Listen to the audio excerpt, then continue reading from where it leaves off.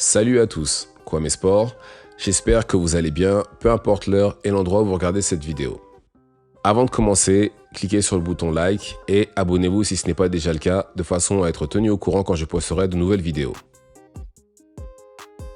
Aujourd'hui, nous allons parler d'un boxeur qui a fait mieux que 90% des boxeurs, mais qui pourtant n'a pas atteint son potentiel maximum.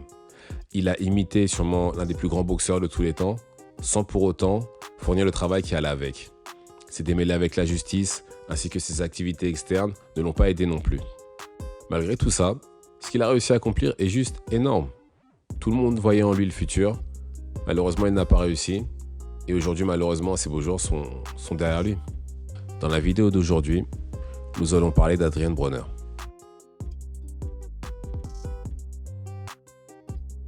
Adrian Broner est né le 28 juillet 1989 à Cincinnati. Il a commencé à boxer à l'âge de 6 ans. Son CV en tant qu'amateur est de 300 victoires pour 19 défaites. Et en tant que professionnel, il a 35 victoires, dont 24 avant la limite, 1 nul, 1 no contest et 4 défaites. Il a été champion dans 4 catégories différentes, tout ça avant l'âge de 25 ans, en super featherweight, en lightweight, super lightweight et enfin welterweight. Si on s'arrête là, sans connaître les tenants et les aboutissants, c'est quelqu'un qui va tout droit dans le Hall of Fame, n'est-ce pas? Et il va y aller. Maintenant, comme je vous l'ai dit dans l'intro, ça aurait pu être beaucoup mieux que ça. Okay. With Adrian Broner, and Adrian, first of all, the obvious question: how are you, both physically and emotionally? I'm okay. Et je pense que son combat contre Paulie Malignaggi lui a coûté très cher, malgré la victoire. En juin 2013, Adrian Broner est monté de 2 catégories pour aller affronter le champion WBA de la catégorie welter, qui n'était autre que Paulie Malignaggi. Combat gagné par Adrian Broner par décision partagée. On pensait tous que sa montée en welterweight était juste un one-shot et qu'il allait redescendre en lightweight. Erreur. Adrian Broner a malheureusement pris la confiance et a décidé de rester en welterweight. Et pour son deuxième combat, il a affronté l'une des rares personnes qui a donné un combat difficile à Floyd Mayweather. Cette personne-là est Marcos Maidana. Marcos Maidana, qui sortait de 3 victoires consécutives par KO et en plus sous la houlette de son nouvel entraîneur Robert Garcia, était juste au top de sa forme. Mais, comme je vous l'ai dit, Adrian Broner a des activités externes diverses et variées. Et entre le combat contre Paulie Malignaggi et celui contre Marcos Maidana, Adrian Broner est parti en tournée. Oui, en tournée. Adrian Broner rappe aussi. Et malheureusement, pendant sa tournée, il a fait tout ce qu'il ne fallait pas faire pour un athlète de haut niveau. Fumer, boire, manger des fast-food, dormir tard, etc. La recette pour le désastre. Et en décembre 2013, Marcos Maidana et Adrian Broner sont affrontés pour le titre WBA dont Adrian Broner était le tenant du titre. Et c'est là qu'il a pris sa première défaite. Non seulement il a pris sa première défaite, mais il allait 2 fois au sol et c'était une défaite plutôt humiliante. Même si Maidana dira que le combat était difficile, c'est pas comme ça que le public l'a perçu. Sachant que la plupart des gens, à cette époque-là, le comparaient à Floyd Mayweather. Être battu comme ça, c'était juste pas acceptable.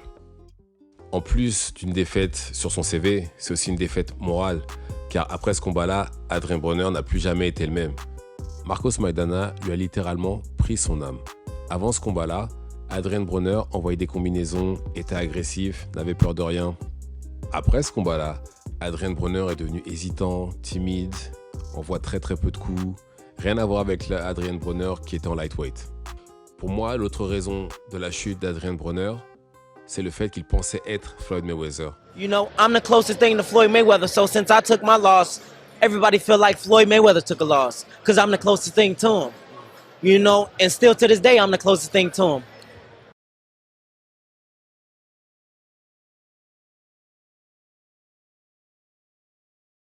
Oui, Floyd Mayweather, celui qu'on voit sur Instagram, qui dépense de l'argent comme s'il en pleuvait, qu'on voit sur des yachts, qu'on voit dans des jets privés, qui est chez Gucci, Balmain, etc. Ce Floyd Mayweather-là. Mais pas l'acharné de travail, celui qui est discipliné, celui qui s'entraîne 3-4 fois par jour, qu'il vente, qu'il neige, qu'il pleuve. Pas celui-là. Qu'on n'aime pas Floyd, c'est quelqu'un qui bosse très dur. D'ailleurs, c'est ce que disent tous ses partenaires à la salle. C'est celui qui bosse le plus. Broner voulait le même mode de vie, sans pour autant fournir la même masse de travail derrière. Et puis il y a eu aussi les problèmes avec la justice. Comme vous savez, il a fait quelques courts séjours en prison et il a fait banqueroute. Il est tombé tellement bas financièrement que là, au moment où je fais cette vidéo, il est signé chez Don King. Oui, le seul et l'unique Don King, celui qui a arnaqué tous ses gros clients. Larry Holmes, Mohamed Ali, Mike Tyson, Zab Judah, il les a tous arnaqués, mais c'est là où lui, il a décidé de signer. Pourtant, Adrian Broner, c'est le package complet pour un promoteur. Adrian Broner Prime, c'est un bon boxeur. Il a la tchatch, il est charismatique, il sait vendre un combat et il sait faire du trash talk. Que demander de plus? Mais, hélas, quand on prend les mauvaises décisions, qu'on est sûrement mal influencé et aussi mal entouré, on peut être amené à commettre des erreurs irréversibles, comme c'est le cas pour Adrian Broner. Mais avec tout ce qu'il a accompli, il va tout droit au Hall of Fame.